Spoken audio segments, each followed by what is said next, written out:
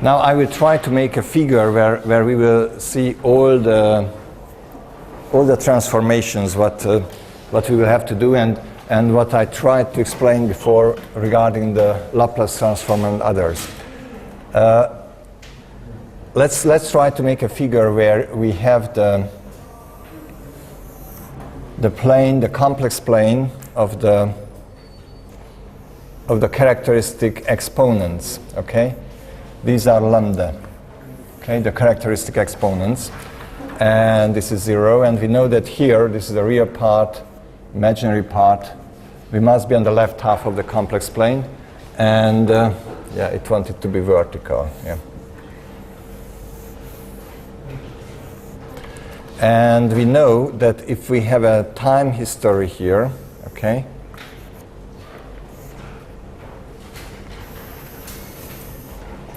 this is the time t against x, okay, and we had a certain settling signal, okay, something like this.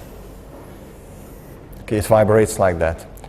And here we had the discretization, okay, in time. This was tj plus 1, and so on. So we had this certain discretized time. And then we introduced another time scale also. This was capital T. So this was in seconds, and this was capital T. It was dimensionless, and then it was just j, and this was j plus 1. Okay? And this is 0. Okay? This is not just another time scale. Okay? And this will be very important for us. What is the time period, and what is the vibration frequency in the system.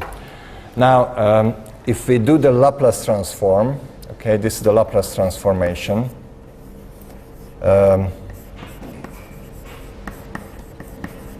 This is practically the e to the power of lambda t solution, and the other way around, we will get the inverse Laplace. Okay, so when from this complex roots, we try to reconstruct this solution. But we must remember that we discussed it already, that for each sampling interval, these solutions are just small parabolas. Okay? So this is just, for example, here between two sampling, this is a small parabola. These are always small parabola pieces because at each time the acceleration is constant. So these are put together from small parabolas, very tiny parabolas, okay? And this is transformed to the Laplace space. From the Laplace space, we already agreed that we can reach the characteristic multipliers with the transformation mu equals to e to the power of lambda. And in the other way around, it will be lambda equals to the natural logarithm of mu, okay? That's what we discussed last time. So then we have another plane here, okay? And this is the real part, imaginary part. This is the mu plane, and here is the unit circle. Okay, this is 1, this is I, and this is if we have stability inside, okay, then we must be somewhere on the left side here, okay? Now, for example, here we might have, I don't know, 3 characteristic roots somewhere here and there. They are in the open unit disk, and we will try to calculate how they are here on the complex plane. And the imaginary parts will represent the frequencies, okay? So that's why it will be important to go back here. Clearly, here, the absolute value of mu less than 1 will correspond to the real part of lambda less than 0, okay? Now you can say that, so why do we use this then? Why don't we use this one? The problem is that here we have a transcendent function, not a polynomial. So remember that on this plane we had the characteristic equation in this form, determinant of e to the power of lambda times I minus a equals to 0. And this is not a polynomial. So since it is not a polynomial of lambda, but an exponential expression of lambda, we cannot use here the Raus-Harvitz criterion. So instead of using the transformation mu equals to eta power of lambda, we use another transformation, which is the Möbius transformation, which says that mu equals to eta plus 1 over eta minus 1. Or, which is in the other way around, eta equals to mu plus 1 over mu minus 1. Okay? And in this way, we will get to a plane, which is the eta plane. Okay, this is real part, imaginary part, and this is the 0. And again, we will get to the left half of the complex plane. So here again, our condition will be the real part of eta is less than 0. Okay? So here, real part of lambda is less than 0, mu absolute less than 1, and real part of eta is less than 0. But the advantage is for eta, it is polynomial again. So here we can use the Raus-Harris criterion. Okay? Here we cannot because it's for mu, and here we cannot because it's transcendental and not polynomial. Okay? So that's the trick of it. Also, we already spoke about the Z transformation. Actually, the Z transformation goes this way. When you do the,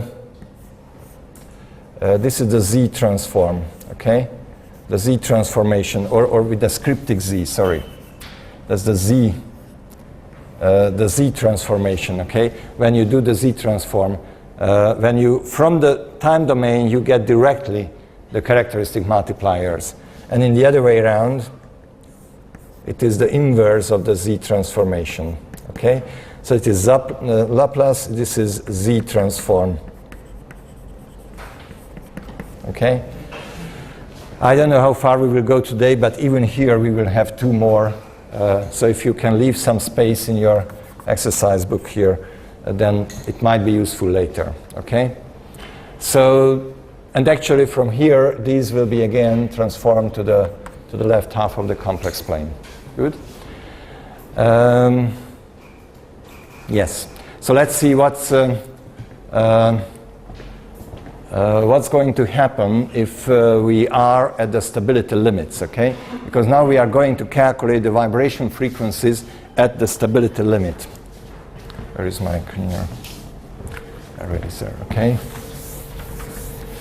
Well, maybe it might be easier first to check what, even yesterday we spoke about it, that what happens if we have a characteristic root on the, for p equals to 0, when we are on the left side of the stability boundary, and we already agreed that over there we have, so here along this line, we have a characteristic root, I will denote it by yellow, okay, by yellow. Here we have on the complex plane, we are root at +1, okay? There will be two others inside, and there will be one at +1, okay? So if at the stability limits, at the limits of stability,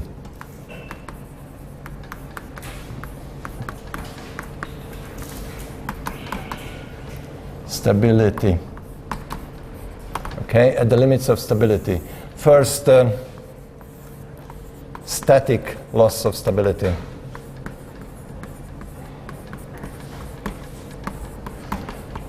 Static loss of stability at p equals to 0, okay, at the vertical line. Then on the complex plane of mu, we have a root at +1, okay? Well, you may ask, how do I know? I know because the characteristic polynomial up there, if p is equal to 0, then it will look like mu to the power 3 minus 2 times mu square plus 1 plus d, because p is 0, 1 plus d times mu, and if p is 0, then minus d. And actually, if you substitute mu1 equals to 1, then it will be 1 minus 2 plus 1 plus d minus d, and it is 0 indeed. So the mu equals to 1 will satisfy the equation, okay? So here, in this case, the characteristic root, what I wanted to denote by a yellow, okay? It will cross the imaginary axis this way, okay? So if we have a root here, okay, at +1, then what will be, it will be a bit funny here, because if you have a root here on the eta plane, it's a bit difficult to represent them, because if mu is 1, then eta will be at ±infinity. It will be a very funny bifurcation when the characteristic roots will go to the other side through -infinity, and they will come back on the other side. But anyway, it's a stupid algebraic case.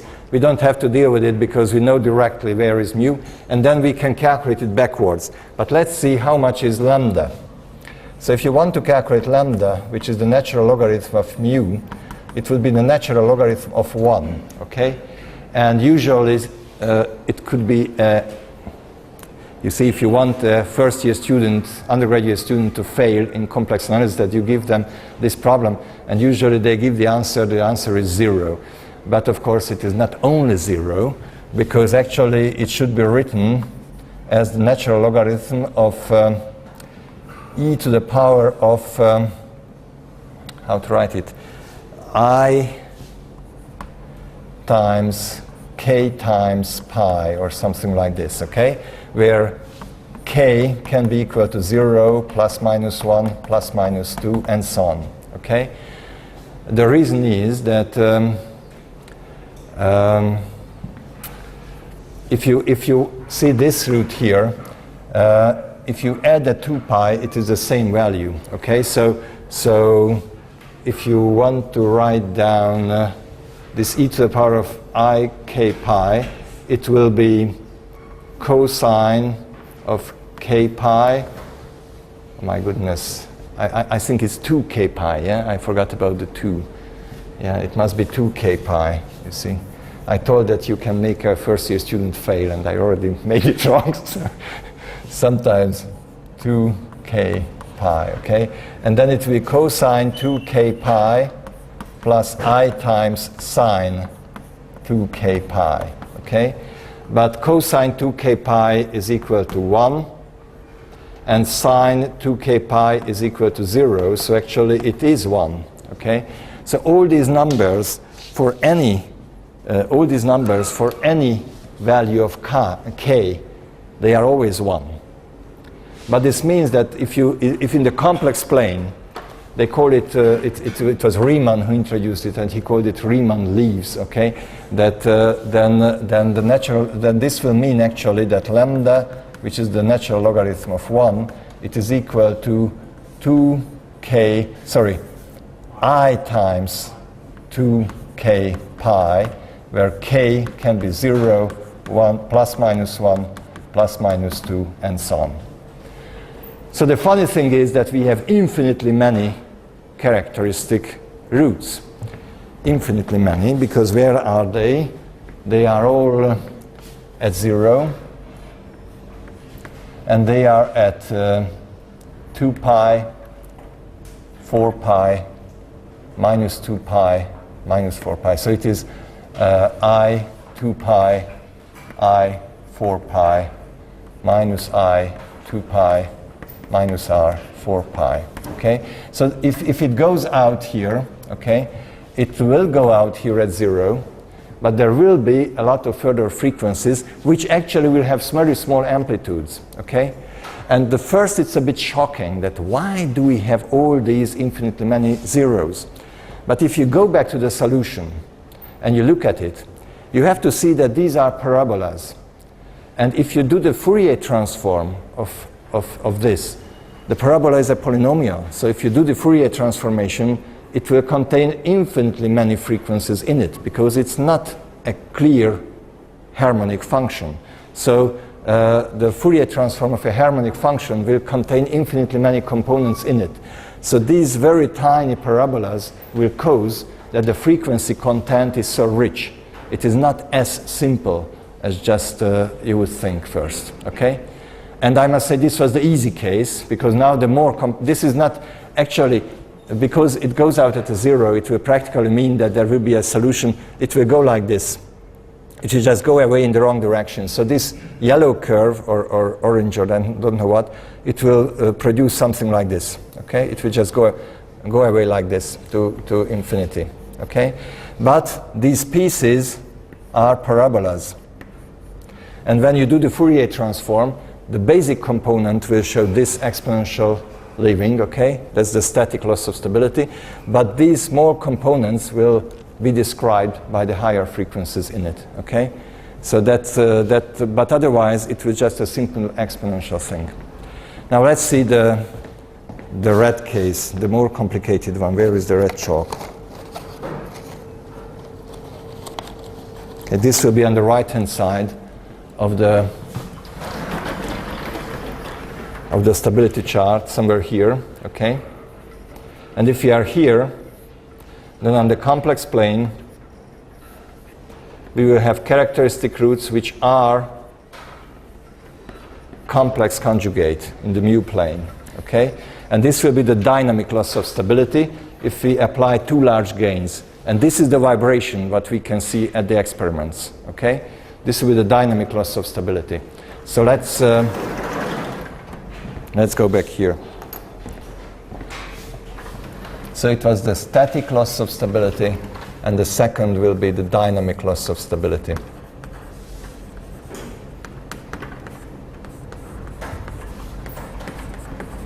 And now we already have a little bit of experience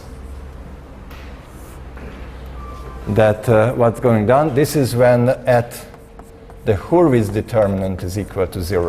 H2 is equal to 0, okay? Now,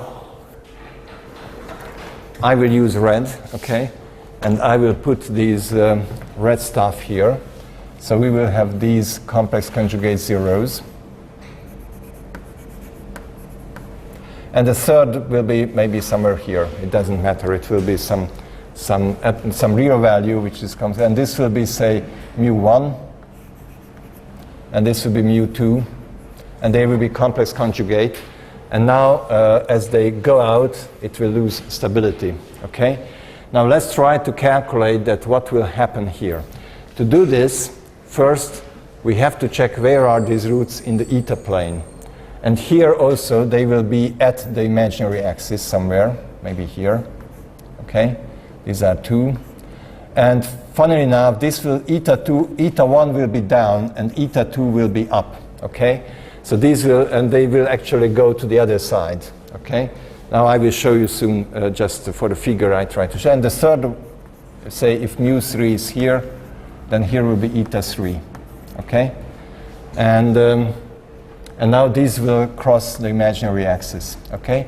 Actually, I will say that eta 1 is equal to minus I times alpha, and eta 2 will be plus I times alpha, okay? So at limit of stability, here we will have eta 1 and 2, which are minus plus I alpha. Okay, they are pure imaginary, and they are just at the imaginary axis. And now we will try to transform them back. That where are they? Here, and then we will take the natural logarithm. We will determine these, and then from this, with the inverse Laplace, we will picture how the solution looks like, and we will check the vibration frequency there. So that's the program what we will do, okay? Now, how to calculate it backwards? First of all, if we are here at the stability limit, and you look at this, okay? When eta is just like that, then it will mean that, for example, if you substitute there eta 3 times a3 times eta 1 to the power 3 plus a2 times eta 1 squared plus a1 times eta 1 plus a0 equals to 0, then since eta 1 is a pure imaginary, you will be able to pull it into 2 parts, okay? So now it will be difficult. Minus I alpha to the power 3. Minus 1 to the power 3 is minus 1. I to the power 3 is minus I. So I think it will be I times alpha to the power 3 times A3. Is it correct? Oof, that's difficult. That's difficult because minus 1, minus I to the power 3. How much is this? It's, I think it is plus I, but is it plus I? Okay. There's so many negative numbers, it's horrible. Oh, maybe I already told you the story, just to relax a little bit, that in Hungary after 1990, we started doing elections when there are always more candidates for one position. Okay? Before that, we always had only one. And so in the Mathematical Society of Hungary, which is called Bolyai Society, we had the first election where we had 3 candidates to be the president of the Mathematical Society. So it was not told in advance who should be, and we came together in a large room, I don't know, maybe 200 members of the society, and sitting there, and we had to discuss that who will be the president. But we were unexperienced how to do it. So the guys who were appointed or who were suggested, they didn't say anything what they are going to do or what is their program or something like this. But we had to discuss something, and then suddenly started discussing how should we vote. And they said that, well, actually, it will be simple. We will just write the 3 names, and everybody will encircle one name. And then said, oh, but it is proven in probability theory that in this way it will not be good, because actually we may elect somebody who is most rejected by the others. So instead of just encircling 1, which would mean we give 1 vote for that and 0 for the 2 others, we should do it that giving 3 to 1. So we should say that who is the best and who is the second and who is the third, and not just mentioning who is the best, because it will be more justified and you can prove it with probability theory.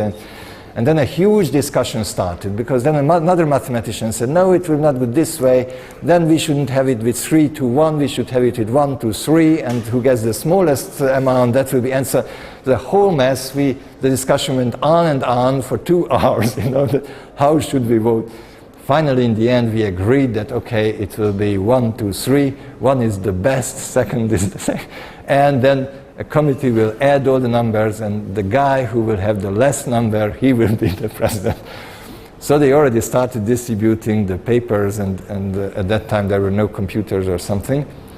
And the most senior member of the academy, he led the whole process, sitting there, 80-year-old, and then just before we started voting, somebody raised hands, oh, he has another idea how to vote. And I said, so what do you want?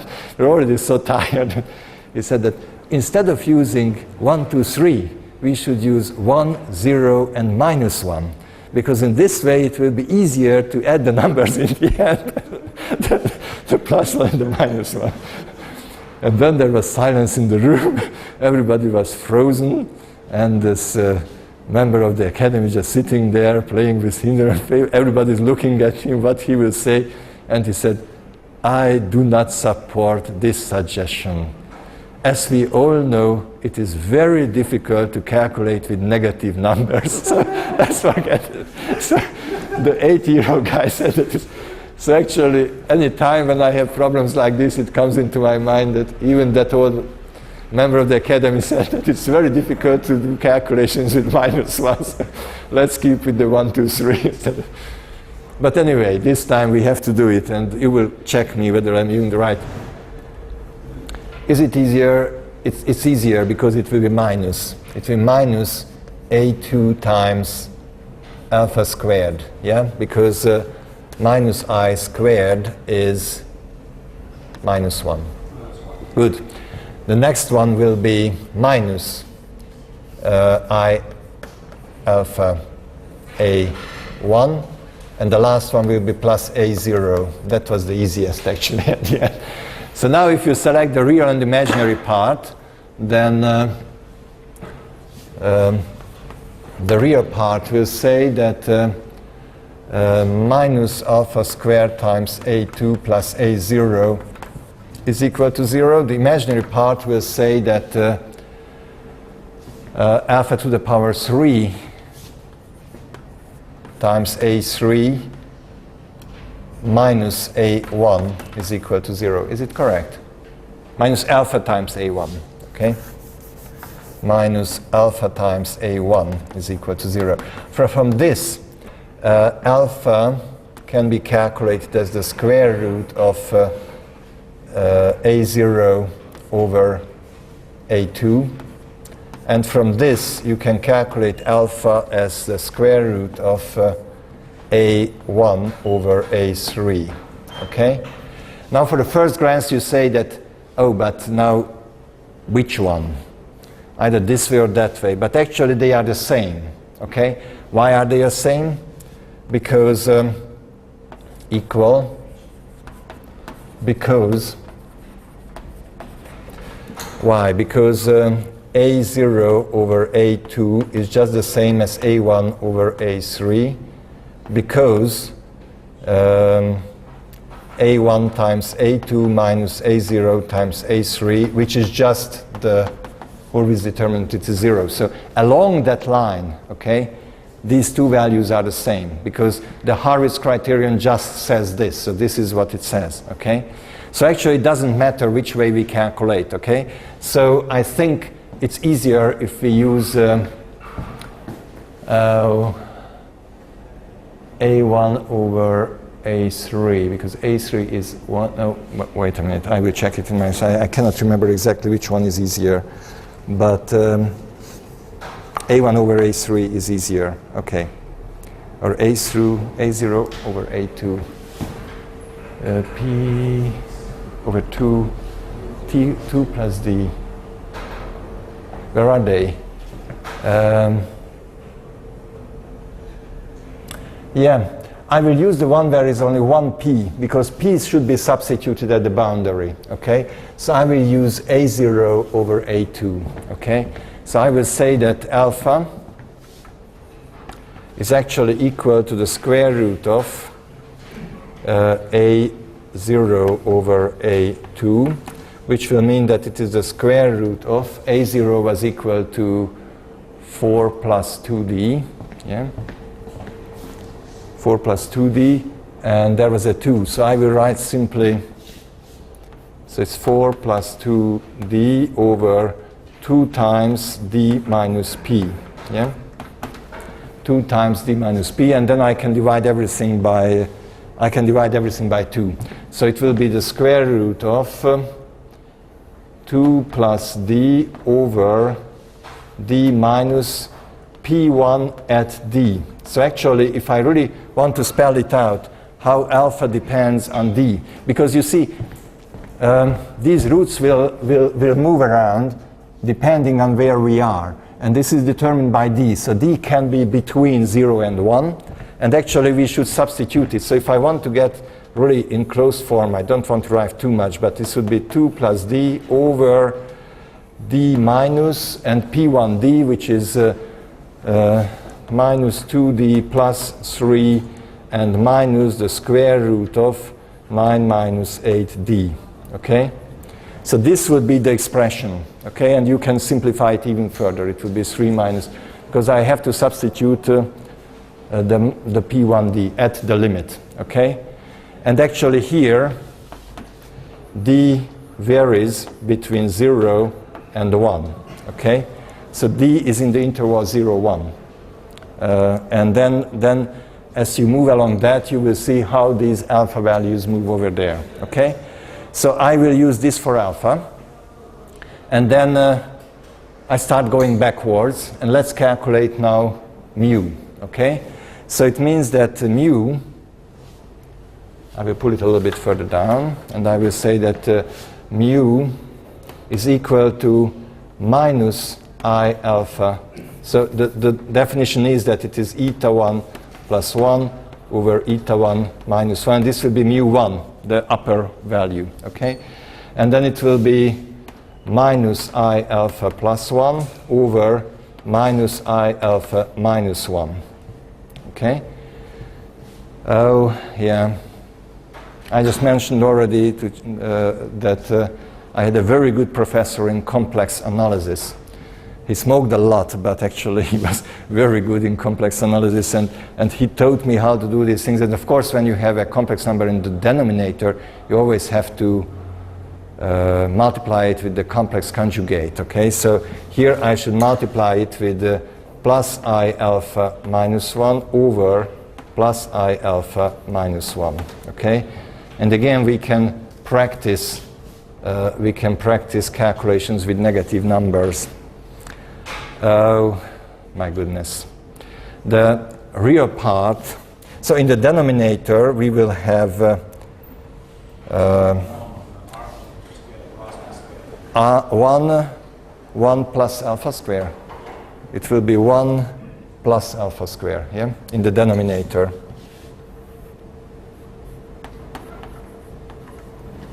It will be 1 plus alpha square, yeah, and this one will be plus alpha, yeah, that will cancel, that 1 plus alpha square.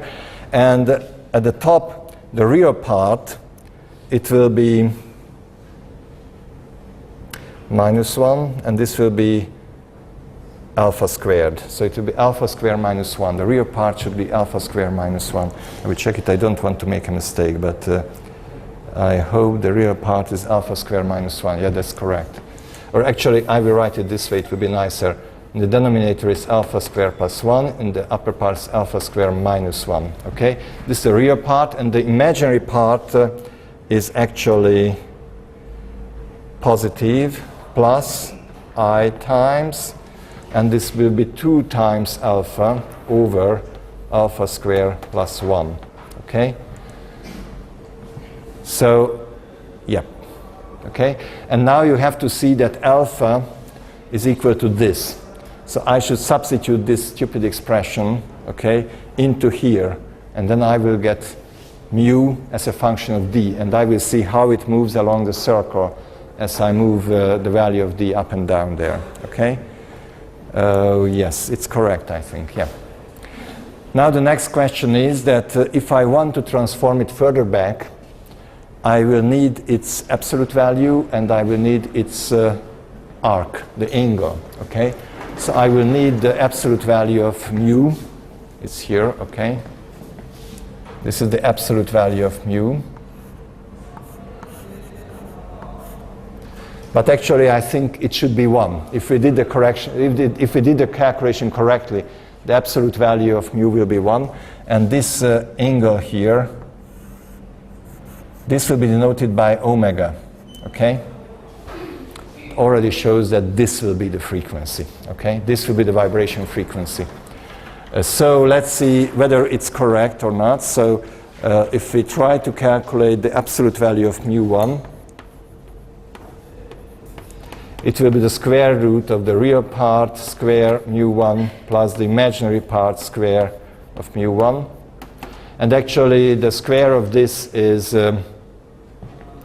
alpha square minus 2, alpha to the power 4 minus 2 alpha squared plus 1 over alpha square plus 1 squared, okay?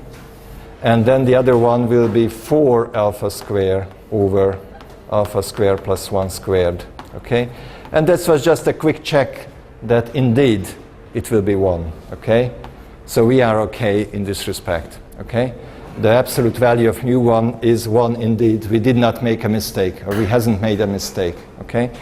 But the more important thing will be the angle, okay?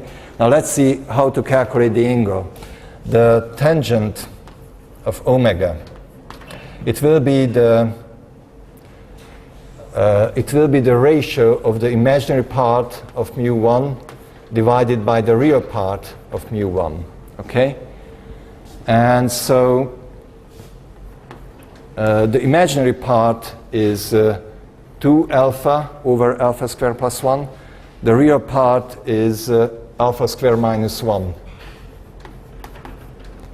over alpha square plus 1, and the 2 will cancel, okay?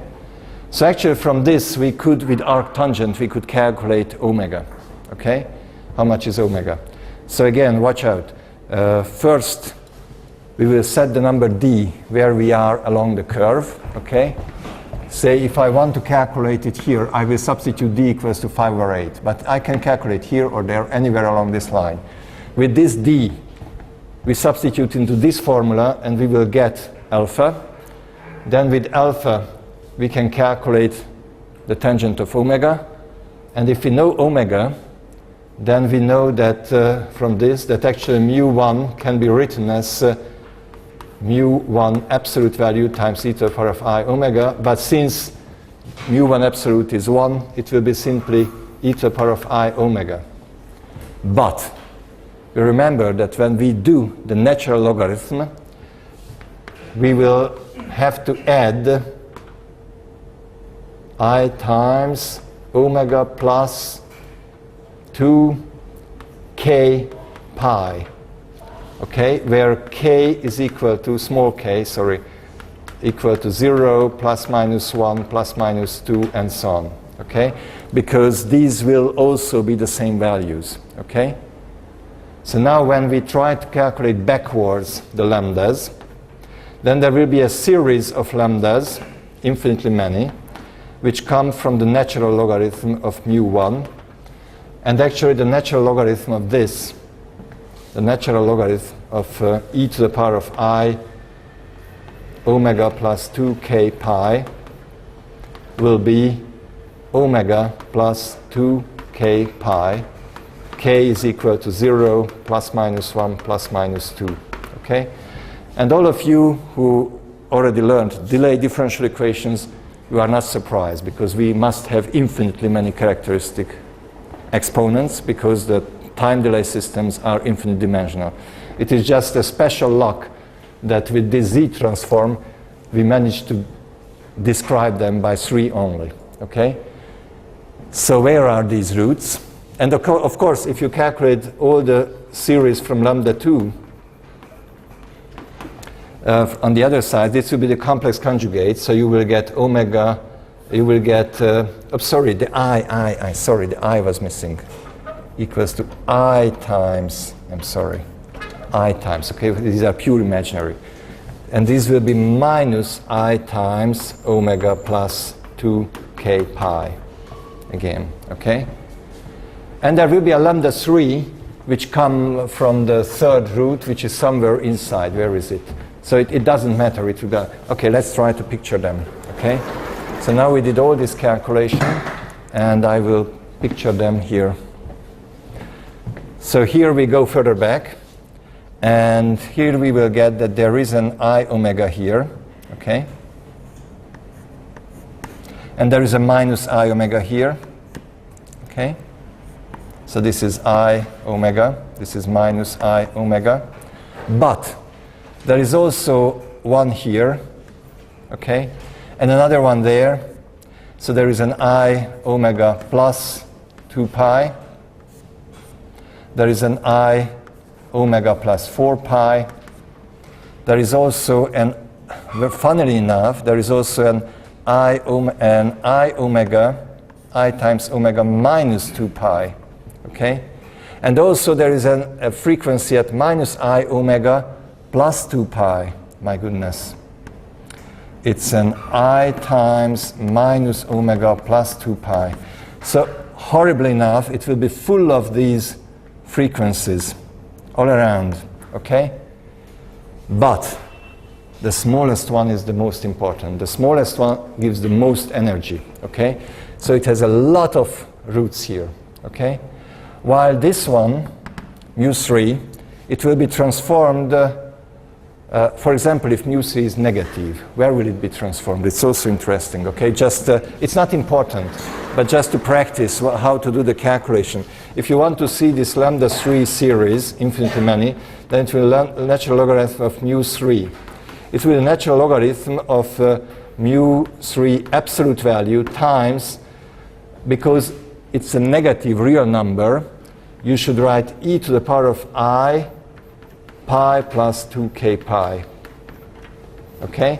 Because cosine pi is minus 1, and so the angle of this number is just pi, okay? So that's why you have to write it here. And that's why it will be natural logarithm of mu3 absolute plus I times pi plus 2k pi, okay? Since this one is less than 1, since, in absolute value it is less than 1, its natural logarithm will be negative, okay? So mu3 will line up here. It will be this will be the natural logarithm of the absolute value of mu3, okay? but the values will be just at pi and 3 pi and 5 pi and something like this, okay? So they are placed here and there, okay? They will also line up along the line, but their real part is negative already, so they will not affect. But these are all full of these, and this has so many, infinitely many components because these are parabolas and not harmonic functions, okay? So the smallest ones, this one, these are the most important ones, okay? The I omega and the minus I omega. And when you transform it back, you will get here, so this was the yellow case was exponential leaving static instability. The other one, the dynamic instability, will lead to an oscillation like this. Okay, it will be a clear, it looks like a clear harmonic function. It has a time period like this, okay? And now this time period will be 2 pi over omega. It will be 2 pi omega in the dimensionless time, okay? So it will be 2 pi over omega, because all these things were dimensionless as we did. And now if we want to transform it back to the real time, it will be 2 pi over 2 pi times tau over omega, okay? So in real time it will be 2 pi times tau over omega, okay? This will be the time period. And this will mean that the frequency is actually omega over tau or something like that. Or in hertz is, anyway, we will try to make a diagram now, and we will try to calculate these values numerically, okay? So the frequency, I will just check it. It's omega over 2 pi tau, okay? Omega over 2, this is the time period. So if we want to get the frequency in hertz, okay? The vibration frequency in hertz, which is the main goal of our calculation, the vibration frequency in hertz, it will be omega over 2 pi tau, okay? Omega over 2 pi tau, and this will be in hertz, okay? And this is the way you have to calculate it. Omega over 2 pi tau, I will check again. Omega over 2 pi tau in hertz, okay? And this is the time period of oscillation. And this is in seconds, and this is without units, okay? The lower scale is this, the upper scale in seconds is that, okay? And this will be the time period of the oscillation at the stability limit. So this will give us that how to calculate the vibration frequency of a robot. And now really it's just, it's very important now what will be the values, okay? So I will just, this will be the last table which comes now. And I will try to draw a small table, okay? First we will put the value of D, which will be in 0, 1, okay? Then I will put here P1D, which should be, which is written here, so it is 2D minus 3 plus the square root of 9 minus 8D, okay? Then the next value will be alpha. Where is the formula for alpha? It's here, 2D over D minus. So here we will have alpha, which is actually the square root of 2 minus D over D minus P1D. Okay, this is the next one. Then if we have alpha, then we can calculate omega. And this will be in omega. Where is the formula for omega? Yeah, it's arc tangent to alpha. Yep, okay. Omega is equal to the arc tangent of 2 alpha over alpha square minus 1. Yeah, that's it, okay? And finally, the vibration frequency, which will be, in red I wrote it there, omega over 2 pi tau, and this is in hertz, okay? So this is the table.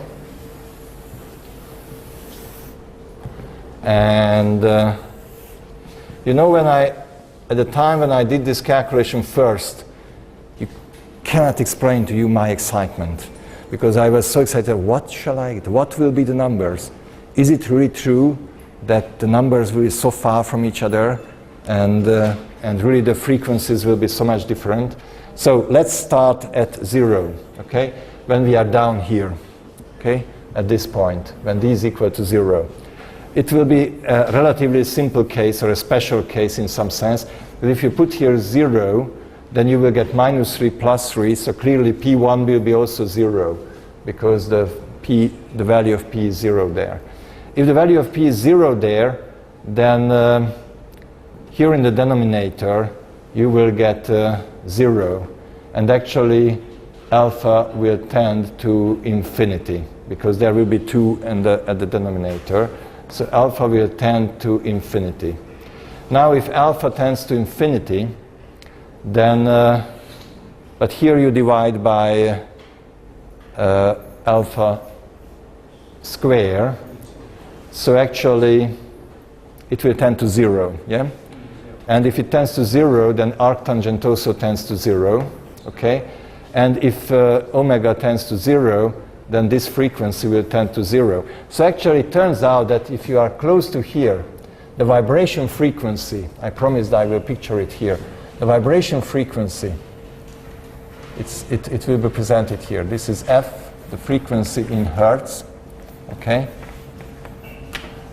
The frequency in hertz, and this will be 0, okay? This will tend to 0 there. And I'm just trying to picture it here, okay? So this is D, and with D we will go up from 0 to 1, okay? And we will also check in between the 5/8, okay? That will be an interesting point, and we will see how much the frequency is. But at the moment we start from 0, okay? This is the value here at 0, okay? Now, let's see the next one at 5/8. At 5/8,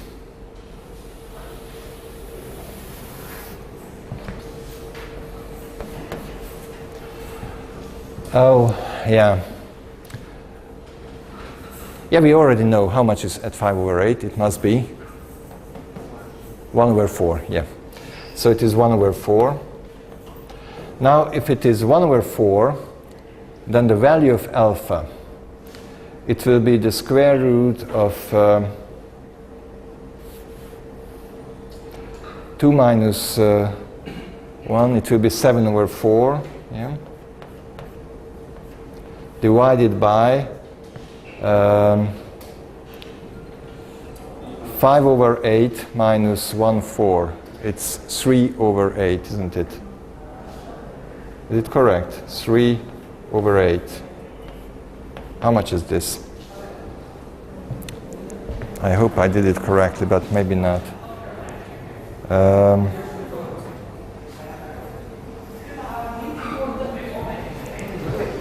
Again, D is 5/8. P1D is 1/4. Then it's 2/8. 5 minus 2 is 3/8. Is it correct here, up here? 2 is... no, it was, sorry, I made a mistake here. 2 is...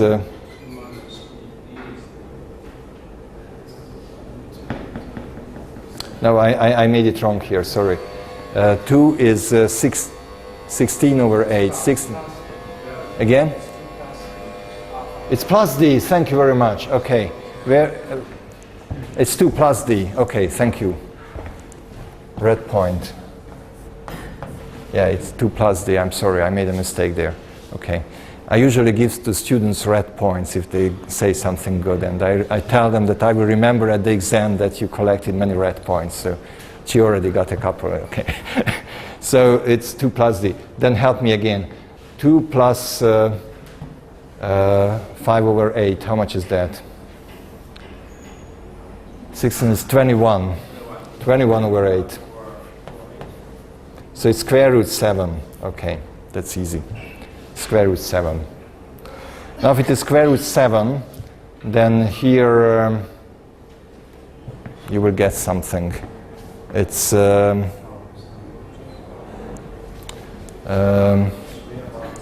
arctangent of yeah, it's 7 is 6, so you could write it's square root 7 over 3 or something. If you divide by 2, okay, it will be 2 times square root 7 over 6. Yeah, it's square root 7 over 3. If you do the calculation, how much will you get?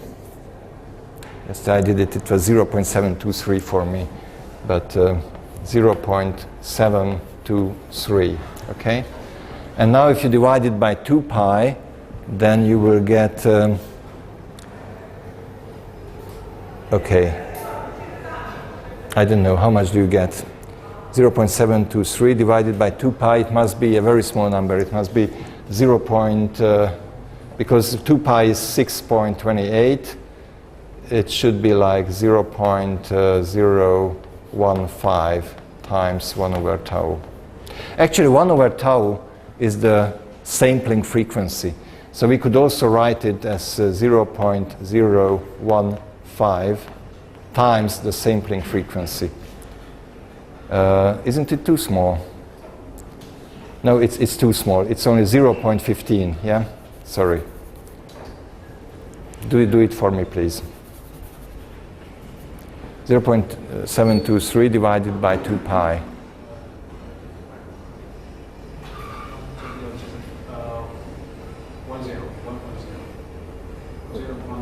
1, and the next digit?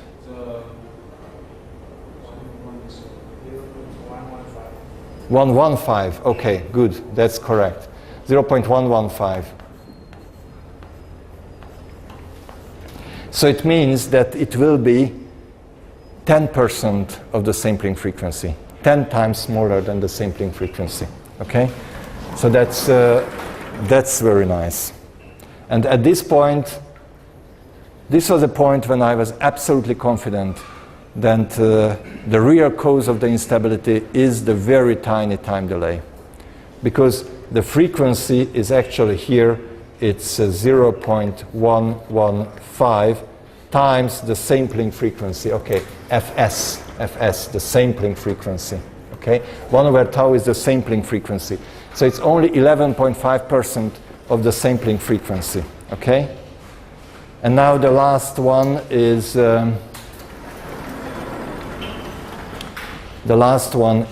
at 1. Okay.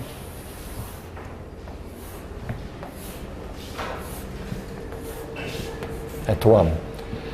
If d is equal to 1, then how much is P1d? 0. Very good. Another red point. Okay. And then alpha, if P1d is 0 and d is 1, then it will be square root 3. Then it will be arctangent of 2 times square root 3 over 3 minus 1, which is 2. So it will be 2 times square root 3 over 3 minus 1, which is actually square root 3. It's arctangent square root 3. How much is that? Oh, you need a calculator for that? The arctangent of square root 3. Square root 3.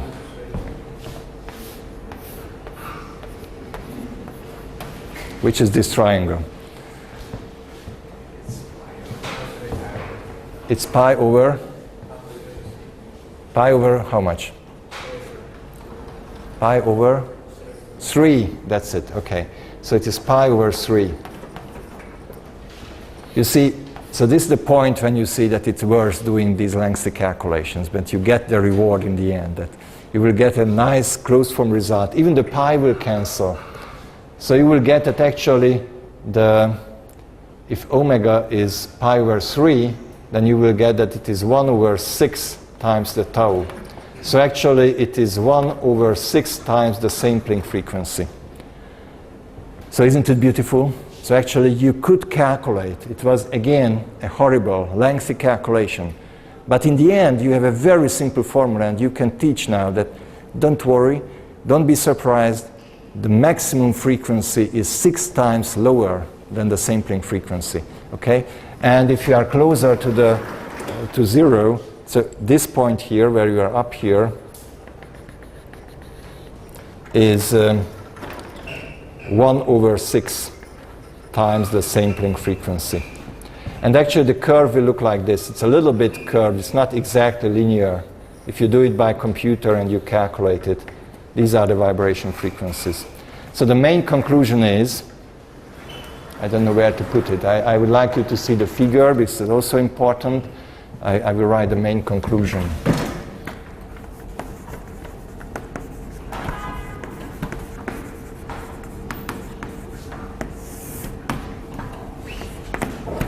The rising vibration frequency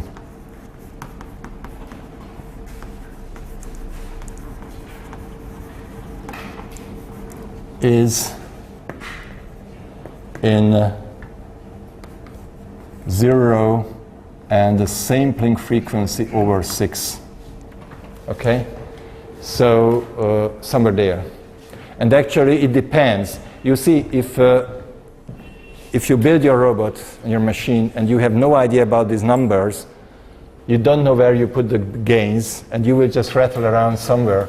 Maybe you will be somewhere here, and it can happen that you will have 100 times smaller vibration frequency. And your robot will vibrate like this, and you would never imagine that it is related to a with a 100 hertz sampling. Okay? So the sampling could be very fast, the resulting vibration is very slow. And mathematically, everything is because of this natural logarithm calculation. Because the natural logarithm always pulls back everything close to 0. And all the energy will go always to the lowest frequency. And the higher frequencies which are there, the infinitely many, they are only to describe these tiny parabolas, because these are all parabola pieces. Okay?